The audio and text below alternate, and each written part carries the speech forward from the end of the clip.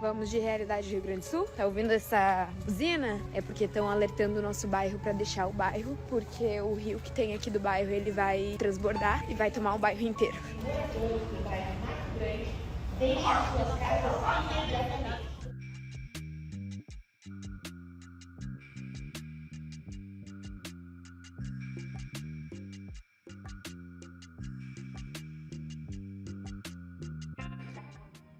Pessoal, último recurso, tá? Não tem mais o que fazer. Vamos abandonar a casa. Tô levando minha mãe que tem problema de locomoção. E o meu filho, que é criança pequena. E não tem mais o que fazer.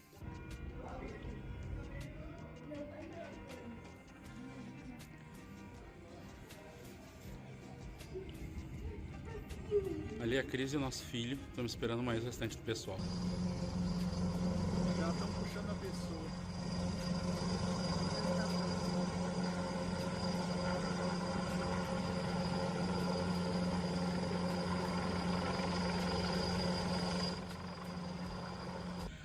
Pessoal, a gente tentou sair de casa, mas não conseguiu. Não tem como. E tá só nós na cidade. Nós não, né? Tem mais gente perdida. Olha a água onde é que tá. O pessoal que tá com nós tá lá pra baixo.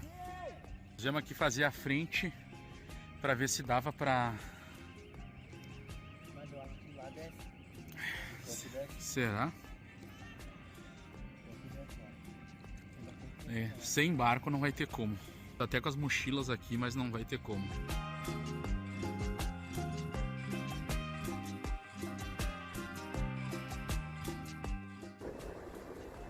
A gente ficou uma mesa de sinuca aqui, ó.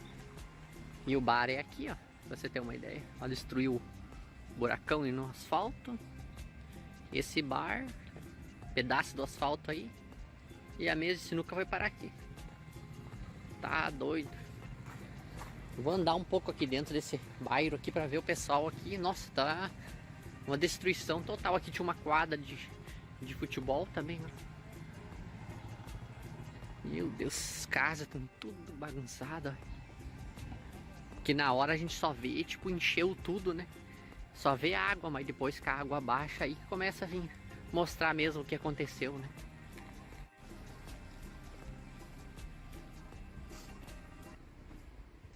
Tá doido, olha isso. Aqui tinha uma casa também, ó, bem na frente, ó. Que loucura.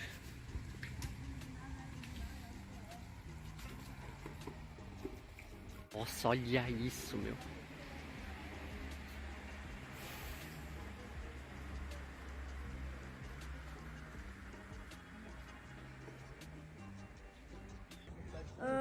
Na quarta-feira a água já estava no segundo piso. Daí a gente subiu pro telhado para assinar para os bombeiros, mais nada. E daí 7h32 a casa foi arrastada e o vô falou, vamos para a comunheira. Subimos na comunheira e a casa descendo com a água. E a gente pulou numa árvore, o vô, eu e a avó. E eu consegui me segurar na árvore, o vô também, só que a avó só tava segurando um galinho, mas o vô pulou, pegou ela, puxou pra cima. E daí aguentamos, ficamos lá. Depois de 4 horas, de tanta casa e coisa batendo na nossa árvore, depois de 4 horas, mais ou menos 4 horas assim, a árvore caiu, quebrou pra baixo. Eu pulei, o vô também, o vô tentou segurar a avó, só que não deu. Daí eu fiquei mais ou menos 1 minuto embaixo d'água, tomei 2 goles d'água, né? Me apavorei muito, raspei esse meu pé aqui, mas consegui sair, o vô também conseguiu. Daí tinha uma árvore na nossa frente lá, o vô já tava lá. Daí o vô pegou e me puxou pra cima e daí a gente conseguiu ficar 3 dias, 3 noites, umas 14 horas lá sem beber e sem comer. Mas é isso. Uma tragédia inevitável ou a crônica de uma morte anunciada. É um pouco sobre isso que nós vamos falar no programa Brasil Consciência desta semana, uma realização do SINDCT, o sindicato que representa os servidores da Agência Espacial Brasileira, do DCTA, do INPE e do CEMADEM, sendo esses 2 últimos órgãos a espinha dorsal do sistema brasileiro que faz previsão do tempo e alertas contra desastres naturais como esse que atinge mais uma vez o Rio Grande do Sul.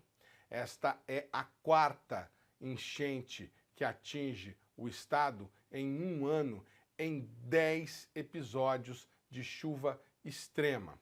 E nós vamos trazer para vocês agora o que toda essa água já provocou até o momento.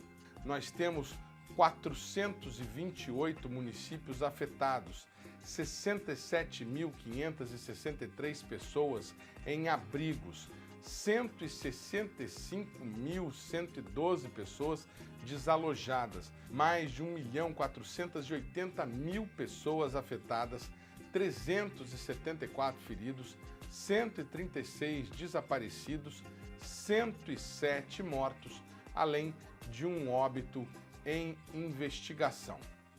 E agora a gente conversa com o pesquisador Gustavo Juan Escobar, ele é do CPTEC-INPE de Cachoeira Paulista, especialista em previsão do tempo e variabilidade climática, que vai explicar para a gente um pouco do porquê esse volume tão grande de chuvas que atingiu a região. Boa tarde, Gustavo, obrigado por você ter atendido ao nosso convite e gostaria que você explicasse aí para o nosso telespectador por que choveu tanto lá na região. A informação que nós temos divulgada pelo INMET é de que foi o triplo do esperado para o mês em abril. Boa tarde, Edmond. Boa tarde a todos aí os colegas. Obrigado pelo convite. Bom, uma situação extrema que se registrou já durante terça-feira passada, aproximadamente, entre terça e quarta-feira, e início da quinta-feira, o Rio Grande do Sul registrou chuvas atípicas, mais de 400 ou 500 milímetros, inclusive, provocando os impactos que a gente já sabe. Importante ressaltar que desde a primavera passada, de setembro do ano passado, o sul do país, o sul do Brasil, tanto Rio Grande do Sul, Santa Catarina, quanto Paraná, y parte de otras áreas de países limítrofes, como por ejemplo Uruguay, Paraguay, nordeste de Argentina, fueron castigadas por lluvias intensas, além de acumulados significativos, también de tempestades severas, con queda de granizo, rayada de viento, inclusive con ocurrencias de tornados, ¿no? Uruguay, por ejemplo, está siendo castigada por frecuentes tornados y lluvias volumosas también. Hizo ya desde septiembre del año pasado. Esa condición de tiempo extrema, generalmente toda esa región que mencioné recientemente costuma llover en esa época del año, por ahí no con tanta intensidad. Los principales mecanismos que provocan esas lluvias son los sistemas frontales que ven del sur del continente suramericano y pasan por la Argentina, Chile, Uruguay, Paraguay, el sur del Brasil, se juntan con una masa de ar quente y húmeda, que generalmente ese ar húmedo ven de la región amazónica, ven transportado, ese ar húmedo ven de la región amazónica, por los ventos que ven de esa región cargada de humedades, a través de ventos, de una circulación que los meteorologistas conocemos como jato de bajos niveles, que son ventos intensos de camadas bajas, aproximadamente entre superficie y 1.500 metros de altitud. Se observa con frecuencia esos ventos. Esos ventos son comunes. Ese jato de bajos niveles, un vento común, estudiado ya a más de 70 o 80 años, y sería el principal mecanismo que transporta humedades para esas áreas mencionadas. Entonces, cuando ese ar húmedo y quente, también porque viene de la región norte, se encuentra como, por ejemplo, con sistemas frontales, pueden ser frentes frías, más también existen otros sistemas, áreas de baja presión, ciclones, cavados, que son áreas de baja presión, o inclusive otros sistemas que se observan en otros niveles de la atmósfera. Cuando se juntan, ahí provocan esas lluvias volumosas. En síntesis, para que se produzca a lluvia, a gente tiene que tener ar quente y húmedo, y un mecanismo que provoque ese ar húmedo que suba, ese ar húmedo y provoca nebulosidad y en consecuencia lluvia. Son dos elementos que son condiciones necesarias para la formación de lluvia. ¿Por qué llovió tanto? Porque ese jato de bajos niveles constantemente ficou mucho más intenso desde la primavera del año pasado hasta hoy, transportando continuamente ar muy quente y muy húmedo. Entonces, forneciendo ese combustible que é fundamental para provocar chuvas. Então, o que acontece? Se você recebe muito vapor de água, uma massa de ar muito úmida, a atmosfera fica cargada de muito vapor de água. Tem muito potencial para precipitar. Es toda essa água que é armazenada em forma de vapor de água, quando chega a algum sistema meteorológico, vai provocar uma queda de água. E essa queda vai ser volumosa porque está muito carregada de umidade. Esse foi o que aconteceu no Rio Grande do Sul, esse episódio. Mas a gente lembra também, em setembro do ano passado, 3 e 4 de setembro, tivemos também uma chuva muito volumosa na região do sul do Rio Grande do Sul, afetou principalmente um pouco ao sul de Porto Alegre, outras áreas, mas também provocou desastres. Inclusive, eu acho que se registraram 50 mortes. Isso até lá continua acontecendo. Isso a princípio, como te falei no início da conversa, quando você me convidou, por que esse jato de baixos níveis está mais forte? A princípio poderia estar relacionado com o fenômeno del Niño. O fenômeno del Niño é um fenômeno climático que tem uma frequência de ocorrência que pode ter um período de 2 a 7 anos de ocorrência, mas o fenômeno del Niño tem como consequência chuvas acima dos valores médios climatológicos no sul do país, nordeste da Argentina, Paraguai e Uruguai, e déficit de chuva, por exemplo, na região amazônica e no nordeste. Por isso, o ano passado, você lembra que a Amazônia, por exemplo, sofreu uma seca extrema. Isso, a princípio, estaria relacionado com o fenômeno del Niño. E o jato de baixos níveis fica mais intenso, geralmente com o fenômeno del Niño. Então, poderia ser um dos fatores que tenha favorecido a intensificar esse jato de baixos níveis. Existem outras condições remotas também que podem estar relacionadas. Aí, quizá você poderia consultar a algum outro colega da área mais de climatologia. Mas, a princípio, um dos motivos pelo qual o jato de baixos níveis ficou mais intenso está associado com o fenômeno del Niño. E, a princípio, a gente agora já está praticamente saindo. O fenômeno del Niño está estamos numa situação de neutralidade. Estamos saindo del Niño e indo para uma Niña, que seria o fenômeno oposto, a partir do segundo semestre desse ano. Então, aí a gente teria respostas opostas. Teríamos déficit de chuva no sul, por exemplo, e aumento de chuva no norte e nordeste.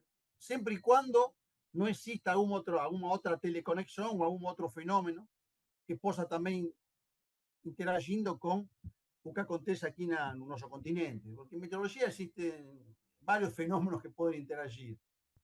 Importante ressaltar que também os nossos modelos numéricos aqui de previsão do tempo, eles conseguiram prever com mais de 5 dias de antecedência que iria ter um fenômeno extremo.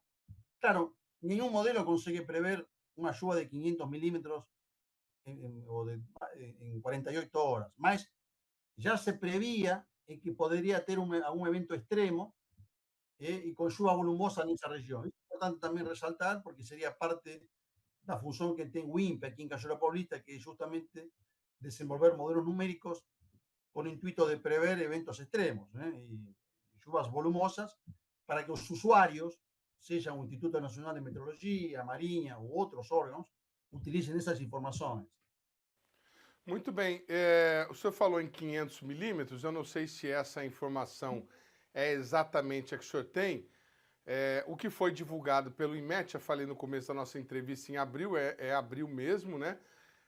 O volume de chuvas incidente no período de 26 de abril a 5 de maio, lá no Rio Grande do Sul, foi até o triplo da média prevista para o mês de abril. Então, em Santa Maria, por exemplo, segundo os dados do IMET, que utiliza informações do INPE, bom lembrar, foi de 533,3 milímetros contra os 151 esperado para o mês de abril. Caxias do Sul, 430 contra 133, Porto Alegre, 418 contra 114, Passo Fundo, 299 contra 140 e Pelotas, 162 contra 111. o senhor falou que nenhum modelo matemático vai ser capaz de prever em 48 horas se vai cair 500 milímetros.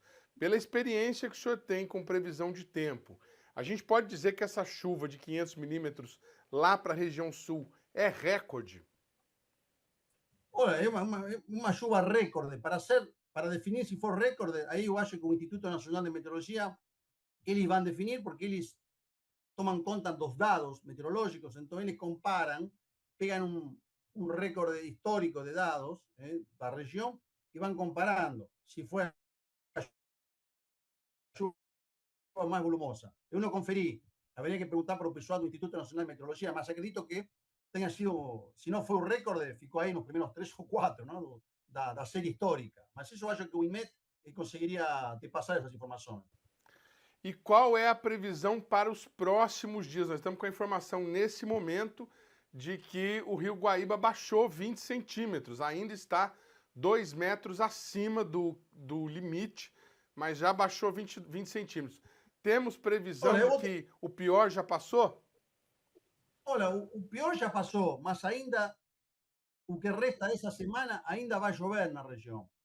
Eu vou te falar a previsão que eu faço por conta própria, mas eu quero ressaltar que não seria a previsão oficial, porque o INPE não faz mais previsão de tempo, quem faz previsão de tempo seria o INMET, mas eu vou te passar o que eu estou observando, sim, mas não seria a previsão oficial. Seria interessante isso ressaltar para os que estão escutando que o INPE não faz mais previsão do tempo. A gente faz previsão numérica, que é diferente da previsão do tempo. Mas a previsão indica que hoje, por exemplo, hoje está passando uma frente fria pela região sul pelo Rio Grande do Sul e está provocando chuvas não são muito intensas, mas está mudando o tempo, está entrando uma massa de ar mais fria. Amanhã teremos um declínio importante nas temperaturas, as temperaturas vão cair para 20 graus as máximas, por exemplo, então isso pode afetar também o trabalho do pessoal da Defesa Civil, mas enfim, teremos um declínio entre uma massa de ar mais seca, relativamente mais seca e mais fria, se estabiliza a situação, só que a partir eu diria entre sexta, sábado e domingo, principalmente sábado e domingo, outras áreas de instabilidade voltam a atuar na região, principalmente aí entre norte do Rio Grande do Sul, parte de Santa Catarina, podendo provocar de novo chuvas volumosas nessa região. Nunca tanto quanto o que aconteceu nesse evento anterior, mas como já choveu bastante, já está tudo alagado, mesmo chovendo pouco ou menos, isso vai atrapalhar. Isso seria a partir de sábado, tarde e noite e domingo, a princípio. Mas nesse caso, eu, como sempre digo, sugiro acompanhar as previsões e os avisos meteorológicos do Instituto Nacional de Meteorologia. Muito bem. Olha, eu quero agradecer demais as informações prestadas aí pelo nosso especialista, o Gustavo, lá do CPTEC. Obrigado, que vocês continuem fazendo o bom trabalho que vocês estão fazendo, viu, Gustavo? Obrigado pelo convite e obrigado a todos. Um abraço. O programa Brasil Consciência vai para um rápido intervalo e, na sequência, a gente continua falando sobre as medidas de contenção da tragédia e a relação dela com as mudanças climáticas. Um instante só, não sai daí.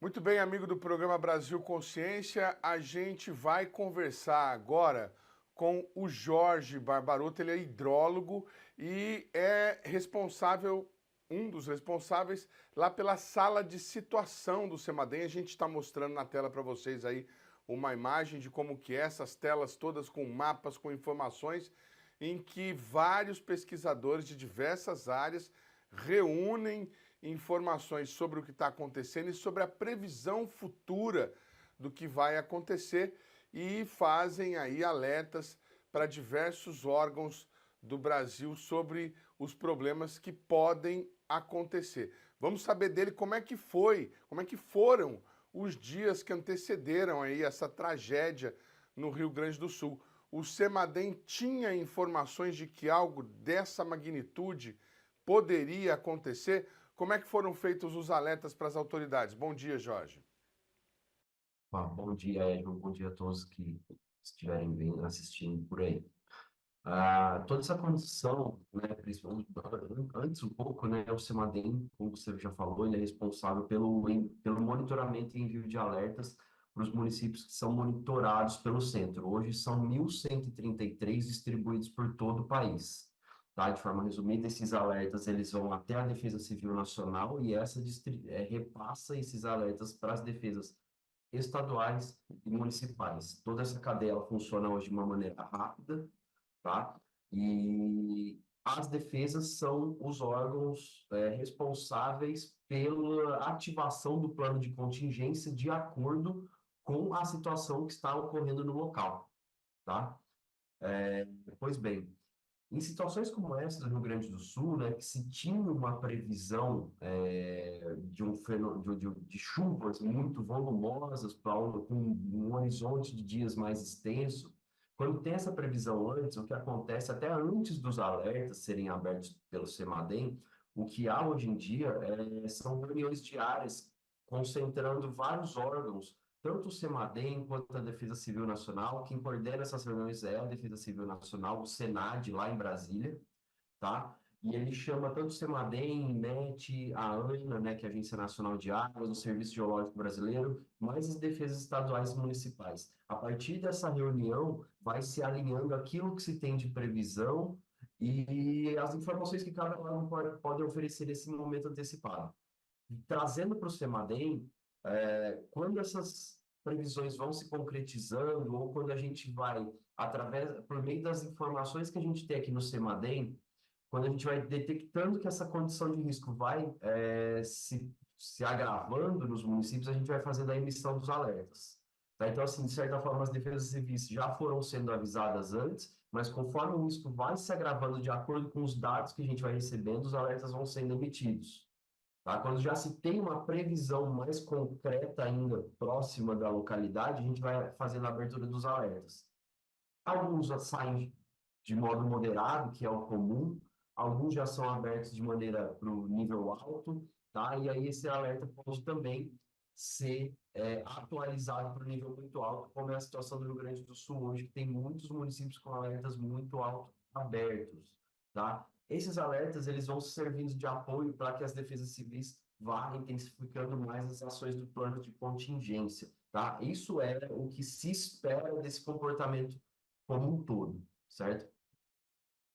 Mas para que o nosso telespectador entenda, quando você fala assim, vai chegando as informações, a gente vai. Quer dizer, ninguém tem obrigação de saber, claro, mas a previsão do tempo ela não é uma coisa assim, digamos, determinística ao ponto de segunda-feira você saber que no domingo, no próximo, vai chover 500 milímetros em Porto Alegre. Vocês vão reunindo informações e tá chegando uma chuva forte,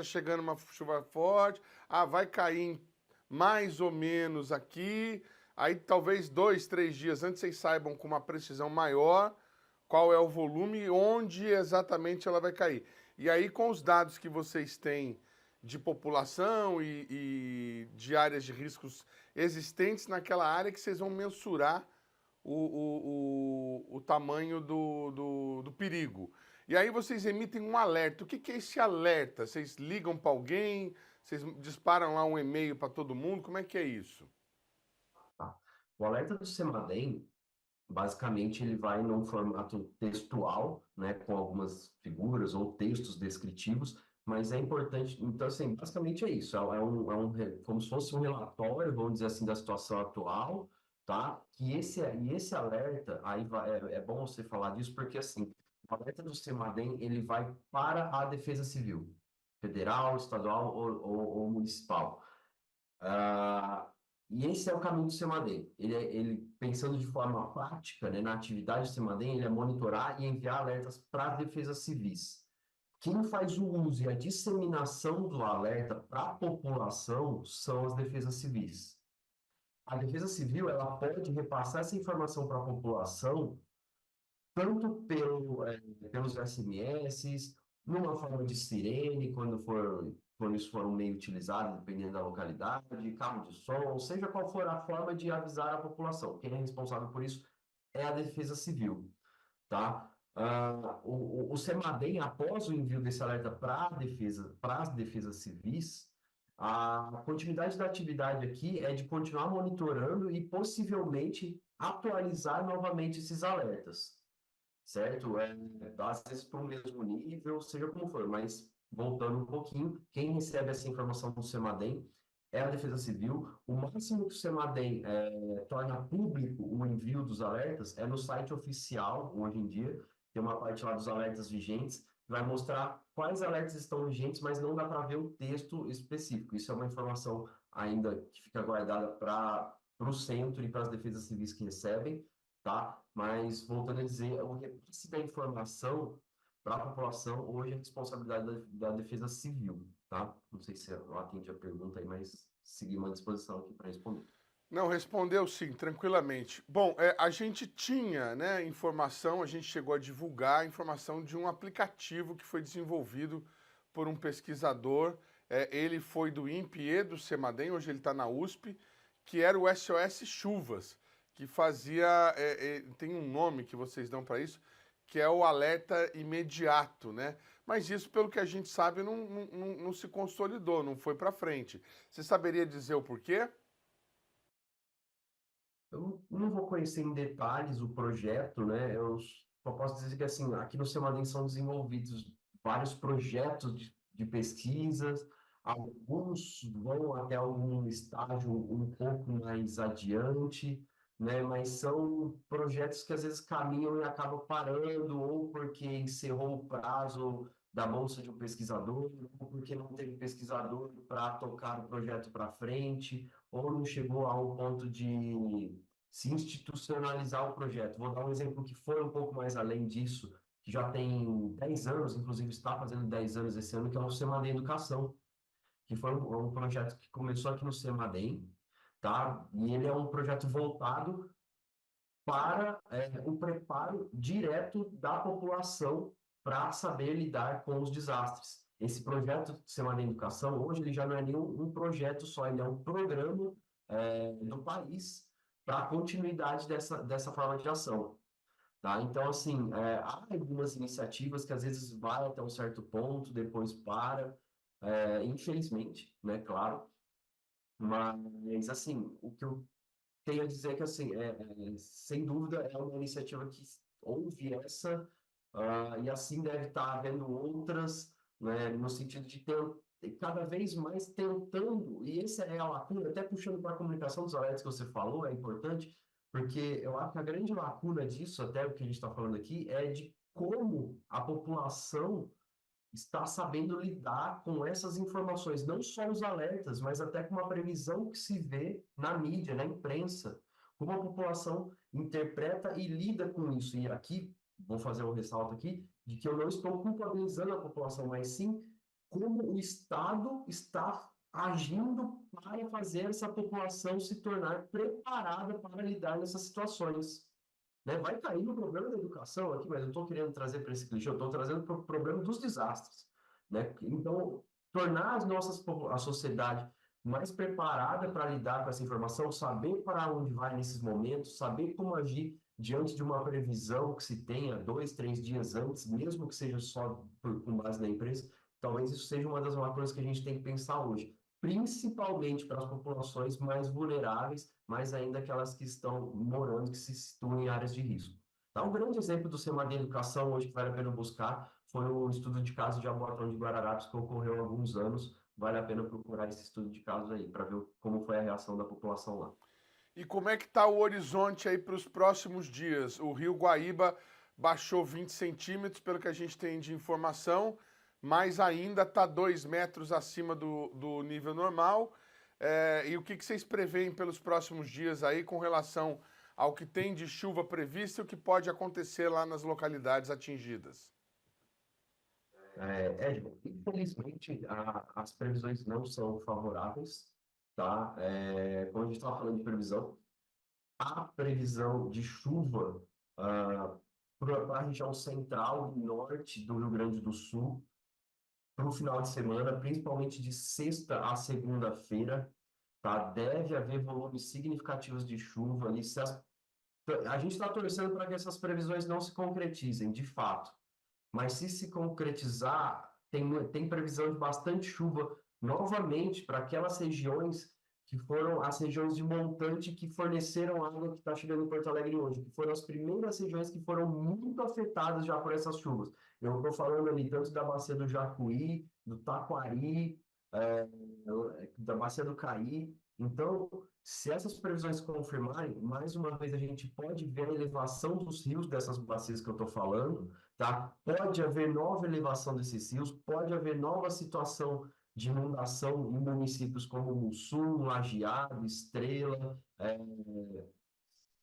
São Sebastião do Cari, pode ter ali na Bacia dos Sinos, né, região ali de Rolante, Três Coroas, Igrejinha, enfim, toda essa região que está a montante de Porto Alegre, não estou falando ao norte, estou falando a montante, são regiões que onde cai a água vai chegar em Porto Alegre. Todas essas regiões podem voltar a ter problema, tá?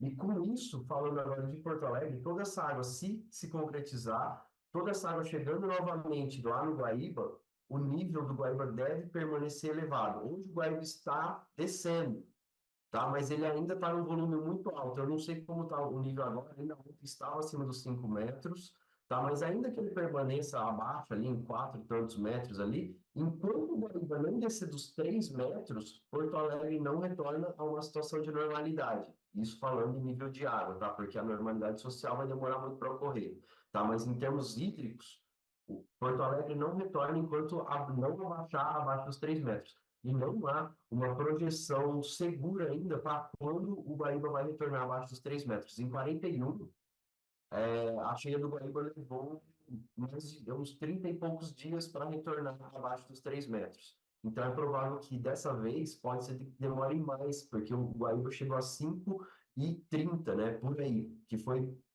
60 centímetros a mais do que ocorreu em 41. Então deve demorar mais ainda. Havendo mais chuva, mais tempo ainda para que essa água desça. E ainda tem que fazer esse ressalto aqui que toda essa água está escoando e já está impactando as regiões mais ao sul que são banhadas pelas Lagoas dos Patos, que é onde essa água do Guaíba chega. Então, municípios como Pelotas, São Lourenço do Sul, Rio Grande também estão sofrendo os impactos dessa cheia por conta do escoamento das águas. Essa previsão ela deve se concretizar ou não a partir de quando? Domingo? Principalmente entre sexta e segunda-feira, com alguma concentração maior. Nos modelos ainda isso vai se confirmar, né, que era o que a gente estava exatamente falando no começo da conversa, mas tinha uma concentração mais ali para o sábado e domingo, as chuvas, mas entre sexta e segunda-feira é o período que estava previsto para cair essa chuva aí. Tinha previsão de 150, 200 milímetros para a bacia ali como um todo. É uma situação, como eu falei ontem na reunião com o Sistema Federal, manter os apoios para Porto Alegre e já buscar novos apoios para possíveis novas ocorrências nessas regiões a montante, no Vale do Taquari, Caí, Jacuí, Sinos, Gravataí, todas essas bacias podem vir a ter problemas nos próximos dias. Além de outras regiões do estado também, que também estão em situação crítica aí. Informação, então, importante, na reunião de ontem, quarta-feira, dia 8/5, você alertou os entes federativos de que é preciso reforçar os esquemas de contenção, de apoio, porque vem água por aí. É muito provável que venha. Estamos aguardando as previsões novas, mas é muito provável que venha. E, inclusive, em termos de ação do Semadeiro, que é o que a gente pode fazer, ontem já foi feita a manutenção dos alertas, avisando dessas possibilidades para o final de semana. Eu quero agradecer demais ao Jorge Barbaroto por nos atender aqui. O Jorge não está no Semadem, porque ele começa o plantão dele no período da tarde. Nós estamos falando aqui pela manhã para atualizar, levar informações atualizadíssimas pelo que a gente está recebendo, para você poder acompanhar aí durante o final de semana, quando o nosso programa estreia no canal aberto e na internet. Obrigado, Jorge. Bom trabalho para vocês e boa sorte para vocês e para o povo do Rio Grande do Sul, viu? Obrigado, Edmo. Agradeço a oportunidade de mostrar o trabalho aqui. A gente segue à disposição e também toda a solidariedade aí ao povo do Rio Grande do Sul.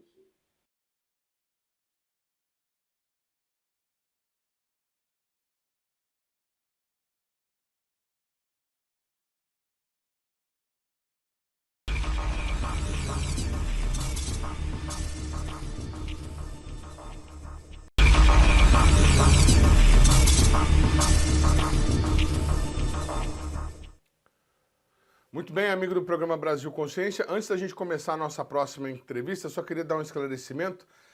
Eu falei algumas vezes em 2 metros acima do rio Guaíba, e vocês acompanharam aí o pesquisador Jorge falando 5 metros acima. Apenas para você entender, são 5 metros no nível, na cota total do rio, 2 metros acima da cota em que começa a dar problema, em que começa a ter inundação, que são 3 metros, ok? Bom, agora a gente vai conversar com o Thiago Bíscaro, que é pesquisador do INPE e que vai esclarecer para a gente alguns aspectos, você que é leigo e que não tem obrigação nenhuma de saber, por que o INPE não faz mais previsão do tempo e como é que funciona o trabalho do INPE com a tal da previsão numérica, que municia os outros institutos para fazer as previsões lá que estão determinando a situação no Rio Grande do Sul. Bom dia, Thiago. Obrigado por você ter aceitado o nosso convite. O Thiago, para quem não sabe, faz parte também da diretoria do SINDICT. Thiago, primeiro essa questão, o que é previsão numérica do tempo e o que é previsão do tempo? Por que o INPE não faz mais, isso fica com o IMET? E para que serve essa previsão numérica do tempo? Bom dia. Bom dia, Edmond. Bom dia a todos. A previsão numérica, ela é o primeiro passo da previsão do tempo moderna hoje, né? Então, o INPE, outros centros mundiais, empresas privadas, etc., eles geram essas previsões numéricas com auxílio de computadores, né? No caso do INPE, um supercomputador, e os valores que são as saídas desses modelos numéricos, que são os valores de quais são as temperaturas para os próximos dias, quais são as taxas de precipitação para os próximos dias, vento, etc. Esses valores, então, são interpretados por um meteorologista e essa interpretação do meteorologista é a previsão do tempo. Hoje, o INPE não gera mais a previsão do tempo, essa previsão com a interferência do meteorologista, com a avaliação dos campos, porque cada modelo numérico tem sua particularidade, alguns acertam mais em determinadas regiões, em determinadas épocas do ano, né? Outros vão acertar em outras condições. O meteorologista treinado, o previsor que está no dia a dia acompanhando, ele sabe as características de cada modelo, sabe as características climatológicas e sazonais da região, então ele vai dar a interpretação daquela saída do modelo. Hoje o INPE gera esses prognósticos numéricos, que são disponibilizados para a sociedade, e o papel institucional no Brasil de fazer a previsão do tempo mesmo é do Instituto Nacional de Meteorologia, do IMET. Dito isso, né, as previsões numéricas do INPE, não só do INPE, de outros centros e de vários modelos numéricos, estão indicando, né, que eu acho que é o foco aqui, estão indicando para os próximos dias chuva no Rio Grande do Sul. Então, alguns modelos estão colocando aí para os próximos 7 dias valores em torno de 150 milímetros, alguns um pouco mais, alguns um pouco menos. Mas isso já é um valor significativo. Só esses 150 milímetros seria a média climatológica do mês de maio para várias das cidades do Rio Grande do Sul. Lembrando que a gente teve aí nos últimos dias acumulados que em algumas cidades bateram 600 milímetros, 4 vezes mais que a média do mês, né? Hoje é quinta-feira, né? Entre sexta e domingo deve voltar essa chuva. É isso que os modelos estão colocando para os próximos dias. Mais chuva, infelizmente. Para você que não tem obrigação de saber, quando o pesquisador fala em 150 milímetros de chuva, você imagina 1 metro quadrado, né? E dentro desse 1 metro quadrado cai 1 milímetro de chuva. Ele está falando de 150 milímetros. 1,5 metro de chuva em 1 metro quadrado de uma caixa. 1 milímetro de chuva é 1 litro de água em uma região, um quadradinho de 1 por 1 metro. Então, até agora, o que nós tivemos nessas cidades que deram 600 milímetros, tem 600 litros de água numa área de 1 metro quadrado. E está previsto que esse acumulado para os próximos dias chegue entre 100 e 150 milímetros. Então, mais 150 litros de chuva numa região de 1 por 1 metro. Esse é o milímetro, sempre que ouvirem milímetro, milímetro é 1 litro por metro quadrado. Agora, Tiago, acho que é importante a gente esclarecer. Não vamos entrar aqui no mérito se é certo, se não é certo o INPE fazer previsão do tempo, né? Isso aconteceu num determinado momento da política nacional, em que havia um determinado governo que queria tirar um pouco do protagonismo do INPE. Não sabemos se a medida foi exatamente para tanto, né? Se há relação de causa e consequência. Mas o fato é que se retirou a previsão do tempo do INPE. Como que acontece hoje? Qual que é o papel do INPE dentro dessa Organização Nacional para a Prevenção de Desastres com a previsão numérica? Porque o CEMADEM faz digamos, o front-end, está lá negociando com os órgãos governamentais, a Defesa Civil Nacional e tudo mais, com a emissão direta dos alertas. Como que é a participação do INPE? Então, o INPE, ele é responsável pela previsão numérica, meteorológica, isso tem que ficar claro. Porque o INMET, que é o Instituto Nacional de Meteorologia, o INMET, ele gera, ele envia alertas e avisos meteorológicos apenas, né? Não vai falar de deslizamento de terra, de enchente, das consequências que essa chuva pode causar. Então, o INPE faz a previsão numérica, o INMET faz a previsão do tempo e envia avisos e alertas de chuva, e o CEMADEM faz, como você disse, a linha de frente de transformar essa informação em alertas de risco, né? Porque nem sempre um alerta de chuva forte é um alerta de risco para a sociedade, né? Pegando o exemplo do que está acontecendo agora no Rio Grande do Sul, mesmo uma chuva que não seja forte é um risco, já, pelo nível que os rios estão, né? Então, esperamos que pare de chover, né? Assim, não esperamos, a gente sabe que não vai parar de chover nos próximos dias, mas A gente precisa torce. parar de chover para a cota do rio descer, né? Então, hoje uma chuva, mesmo que leve, né, uma chuva que não seja de altos acumulados, ela gera um risco, né, que o CEMADEM vai dar esse alerta de que mesmo uma chuva leve vai gerar um risco. Mas não há um alerta de chuva extrema, no caso, agora. Então, há uma diferença de um alerta meteorológico para o alerta de risco, que é o que o CEMADEM faz. Houve, nos 2 últimos anos, várias tratativas da criação da chamada Rede Nacional de Meteorologia, onde INPE, Instituto Nacional de Meteorologia, e Sensipan teriam papéis muito bem definidos do que seria feito por cada uma das instituições. Essas tratativas estão, acho que, paradas na presidência hoje, na Casa Civil, né? Isso começou no governo anterior e foi, por enquanto, está em stand-by aí. Mas a ideia é que o INPE continue com a previsão numérica, o INMET faça a previsão do tempo e o Sensipan tome conta da região norte, faça as previsões de curtíssimo prazo, que é o que a gente chama de nowcasting, né? E o INPE fica também com toda a parte de pesquisa na previsão do tempo.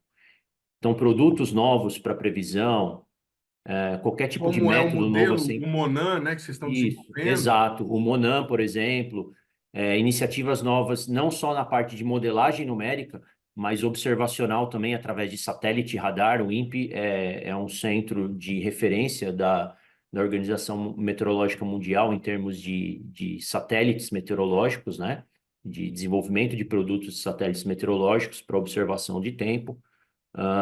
Então, toda essa parte de pesquisa é a cargo do INPE, a parte operacional da previsão do tempo ficaria com o INMET, e a parte operacional da previsão de curtíssimo prazo com o Sensipan. Foi elaborado um documento com as diretrizes de como isso deve ser feito, em relação à previsão de curtíssimo prazo, que a gente chama de nowcasting. Existe um documento para implantação do nowcasting no Brasil, está disponível na biblioteca do INPE, né? Só ir no site do INPE, tem a biblioteca virtual, tem lá as diretrizes do Comitê Científico de Nowcasting. Foi feito por profissionais do INPE, do CEMADEM, do INMET, de universidades. Foi um esforço multi-institucional para o nowcasting de meteorologia. Tudo que eu estou falando aqui é meteorologia, não estou entrando na parte de seara do alertas. CEMADEM. Agora, Thiago, eu vou aproveitar que você é diretor do sindicato, que você pode emitir a sua opinião pessoal sobre algumas questões, e é importante que a gente tenha a opinião dos cientistas sobre determinadas questões práticas. A gente tem o INPE recepcionando informações diversas de radar, de avião, né? Até o avião que está sobrevoando o país manda, ó, aqui está a temperatura tal, o vento está tal. O INPE consolida todas essas informações, usa o supercomputador que tem e emite a previsão numérica do tempo, que são, digamos assim, há uma gigantesca planilha onde você imputa dados e ela cospe lá alguns resultados sobre vento, sobre temperatura e tal.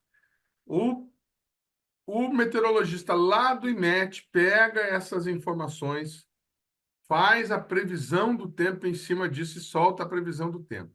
O CEMADEM, na outra ponta, está lá pegando as informações que o INPE gerou, a previsão do tempo que o IMET gerou, e mais os dados que eles têm de estações terrestres e tudo mais, e emite os alertas para uma Defesa Civil Nacional, que vai distribuir isso em cadeia para defesas civis estaduais e municipais.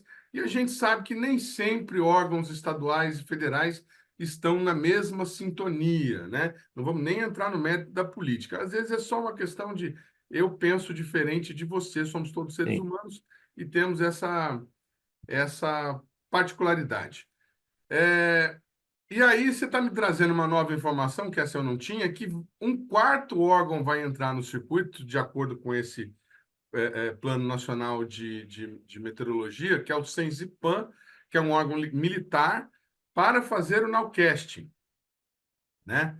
Nós tínhamos, por exemplo, uma iniciativa muito legal do CEMADEM, um pesquisador que era do INPE, foi do CEMADEM, agora está na USP, não vou me lembrar o nome dele, infelizmente, mas vou colocar na tela na edição aqui, que ele desenvolveu o SOS Chuvas, que era um projeto para nowcasting, né? O CEMADEM tem estudos de nowcasting. Luiz Augusto. O Luiz Augusto, muito obrigado. Foi meu orientador, meu chefe aqui no INPE. Sim, eu trabalhei nesse projeto ativamente. Ainda trabalho com dados e com os frutos desse projeto. Inclusive, então, você pode me ajudar depois uma informação, porque sumiu do Google Store o aplicativo, não está mais lá. Sim. E há no governo federal, no Ministério de Cidades, parado uma iniciativa que foi iniciada no governo passado para que as operadoras de telefonia estivessem interligadas nesse sistema e disparassem um comunicado via SMS para a população poder ter acesso imediato às informações de risco. Então, quer dizer, não está faltando um pouco de... A tecnologia parece existir, os recursos parecem existir, o pensamento científico parece existir, um leigo como eu, parece que está tudo pronto. Não está faltando um pouquinho de... Vamos lá e colocar esse negócio na rua para funcionar?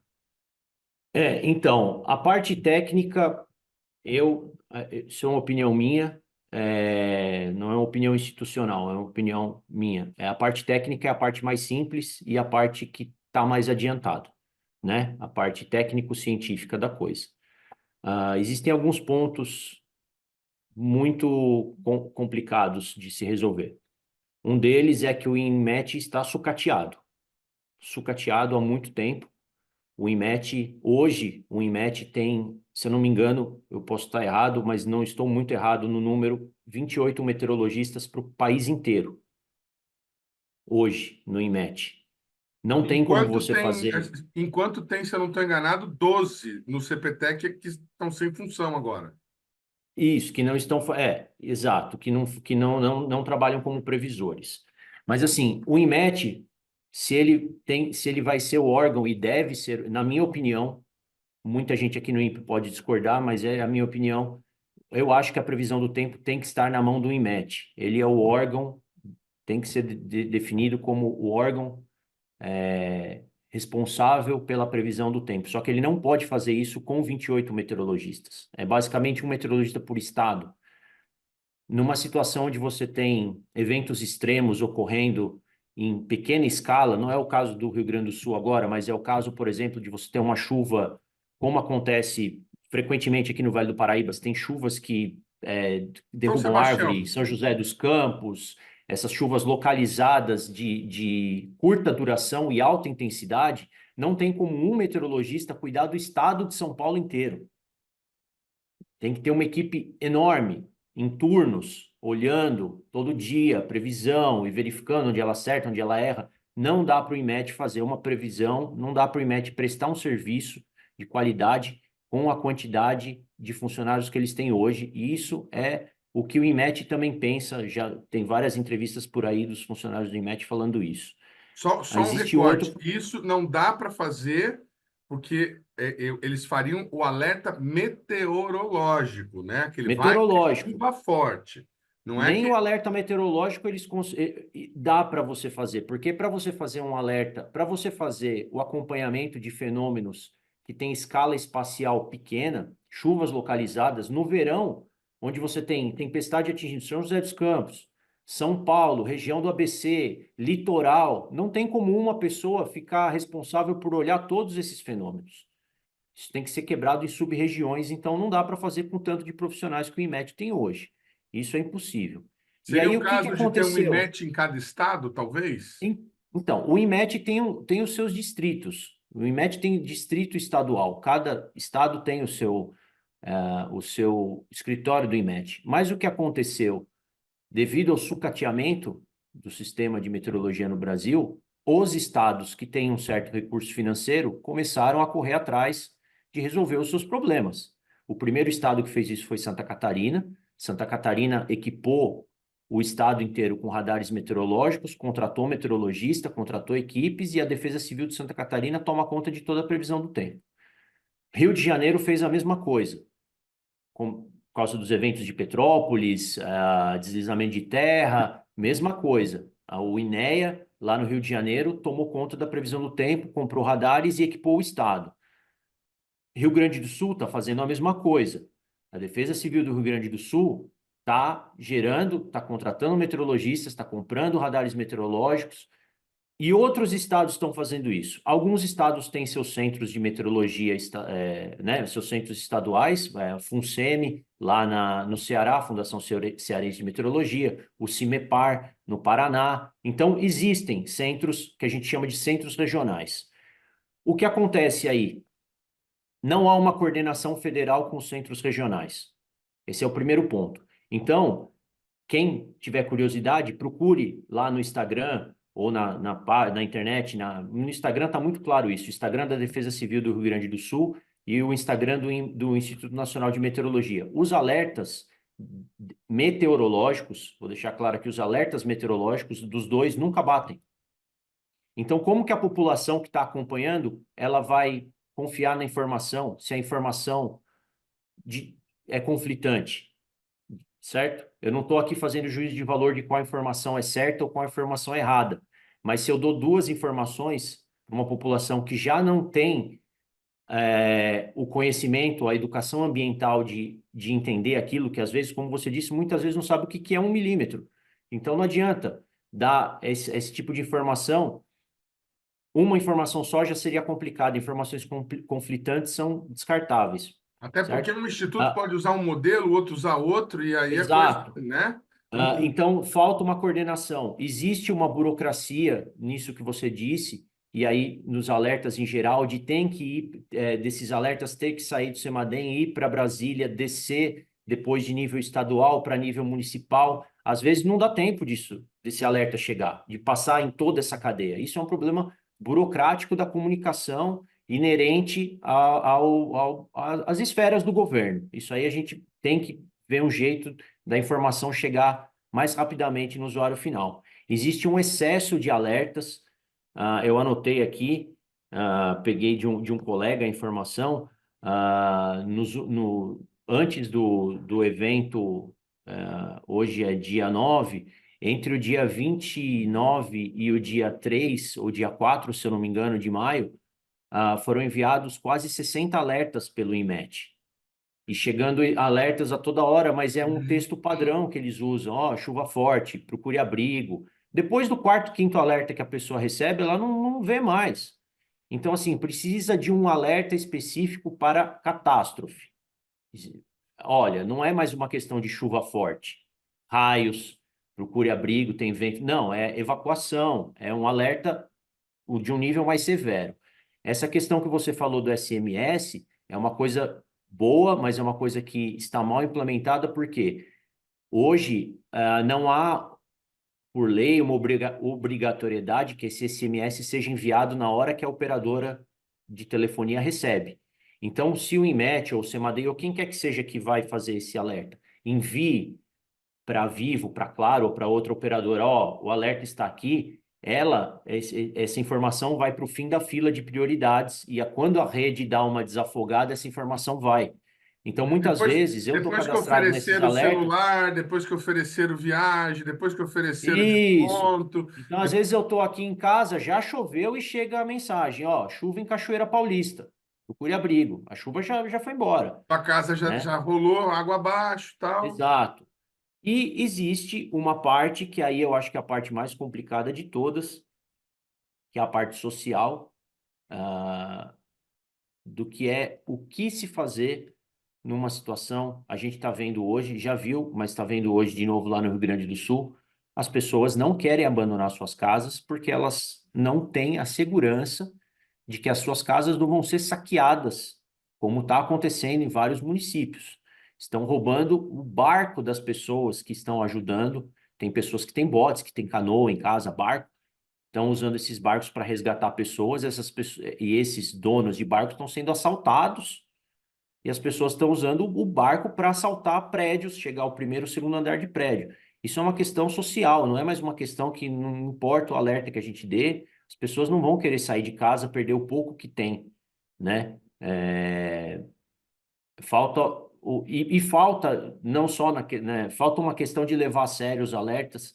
Isso é muito comum, a gente vê a diferença de resposta aqui e em outros países, por exemplo, quando toca um alarme de incêndio, né? Se você toca um alarme de incêndio nos Estados Unidos, a pessoa desce do prédio na hora, com a roupa que ela está vestindo, ela não pega nada, ela desce, ela simplesmente desce. Aqui, se você tocar um alarme de incêndio, as pessoas vão querer salvar computador, vão procurar documento, vão se trocar, vão pentear o cabelo. E não é assim que a coisa tem que funcionar, mas isso demanda educação, demanda uma mudança de cultura muito grande ainda. A meteorologia, no geral, no Brasil, ela ainda, a gente pega nos órgãos de imprensa, né, todos os grandes jornais da TV têm a previsão do tempo, né? É uma das certezas na pauta jornalística que vai ter a parte da previsão do tempo. Só que a previsão ali é divulgada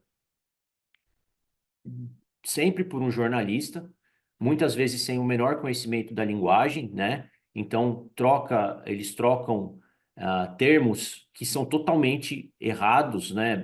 O uso, então fala assim, o clima amanhã, não, o clima amanhã é igual ao clima hoje, o tempo muda, tempo é curta escala, clima é uma longa escala. Então, trocam palavras, trocam informações, os apresentadores de jornal de previsão do tempo ainda é uma função que é usada como escada para virar um apresentador da bancada do jornal depois, né? Pegando de novo o exemplo americano, nos Estados Unidos, a pessoa que faz a previsão do tempo na TV, ela tem que ser meteorologista certificada. Aqui no Brasil também, o meteorologista é uma profissão regulamentada pelo CREA. Muitos lugares contratam gente que não são meteorologistas, estão fazendo a previsão e tem uma pessoa só lá para assinar. Isso aconteceu, inclusive, no INPE, né, há tempos atrás. As pessoas não eram contratadas como meteorologista, quando aqui existia uma terceirização muito mais forte no INPE, as pessoas eram contratadas via Funcat como analista de sistemas e assinavam previsão do tempo. Totalmente fora da lei isso, né? Passível de processo por parte do CREA, inclusive. Então, há uma necessidade de uma regulamentação forte do uso da informação meteorológica, do profissional que vai dar essa informação, da responsabilidade do profissional que vai dar essa informação, porque a gente está tendo cada vez mais eventos mais extremos, com maior frequência, né? As cidades ficam cada vez mais impermeabilizadas. Quanto mais asfalto, menos lugar para a água escoar ela tem, ela vai ter que descer para a calha do rio e ela vai causar inundação. Então, existe essa parte de educação, o negacionismo está aí e ele não é sem querer que ele está acontecendo, o negacionismo climático, ele é incentivado, né, pelos grandes produtores do agro, pelas grandes indústrias, pelas grandes petroleiras, de falar que, não, aquecimento global não é nada, não, o rio se recupera, não, o oceano, os corais vão se recuperar. Isso não é opinião, isso é um trabalho grande feito por pessoas, por corporações com muito poder, né, monetário e político, que conseguem veicular isso na imprensa e que as pessoas passam a achar que não, realmente não preciso preservar a mata, não preciso preservar a área de nascente de rio, e isso gera o que está acontecendo hoje no Rio Grande do Sul. Tá certo. Olha, eu quero agradecer demais a participação do Thiago Biscaro aqui no nosso programa. Ele volta em outras oportunidades, agora que a gente tem esse canal estabelecido. Inclusive, para falar dessas outras medidas, a gente vai avançar nesse assunto, principalmente com relação ao SS Chuvas, que nós vamos falar no próximo programa para onde foi, o que aconteceu com a iniciativa desse aplicativo. Obrigado, viu, Thiago? Um abraço para você. Obrigado, Edmond. Eu que agradeço. O programa Brasil Consciência de hoje vai ficando por aqui. Você que quiser conferir os demais programas produzidos pela rádio do CINCT deve acessar a nossa página no Facebook, que está aí para você na tela neste momento.